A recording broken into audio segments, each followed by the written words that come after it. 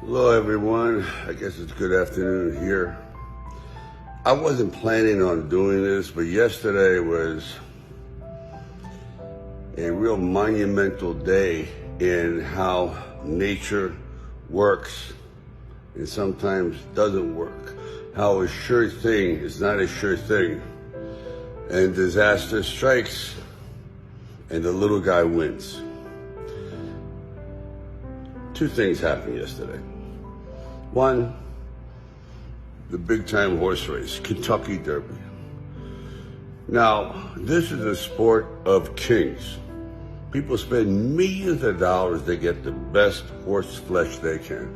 This is a very scientific procedure, no joke. A fortune is spent from all over the world. So, you have horses coming in there at 3-1, 4-1, sure things, 2-1. Then at the last second, they put a horse in there. It's a strange choice. 80-1. You talk about a Rocky story, 80-1. No chance, 0 to win. And I'm watching this horse. He's at the back of the pack. I'm going, my God, he's getting bumped. He's getting this. And then all of a sudden, that miraculous, undefinable thing happens where a miracle, if you want to call it that, appears right before your eyes. This horse wins the Kentucky Derby. This is the equivalent to a Volkswagen winning the Grand Prix.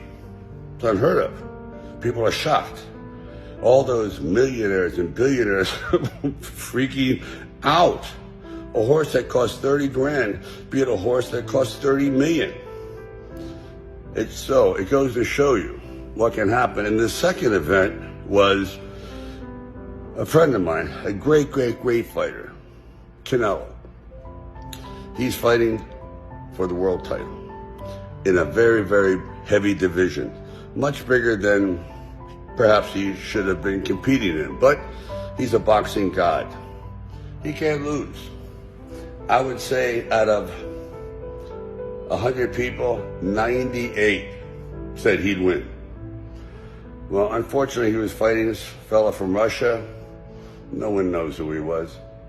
Who he is, who. Now they do, because he won. He won, not just by a minimal margin. He dominated. He pulled off yes, you got it, a miracle. But was it a miracle? Or is it just a classic case of people underestimating you? Underestimating them. You never know what beats inside a guy's heart. The exterior belies the interior. So, I could go on and on about this, but it happens, folks. It happened to me. It's happened to thousands of people before me.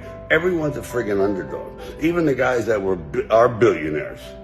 They started out as underdogs. No one gave it to them. Someone in the family, perhaps, had to earn it and pass it on. But that first one, the guy that went into the unknown, unprepared but prepared mentally, but perhaps unprepared for what was going to come at him from so many different directions. And when I say that come at him, I mean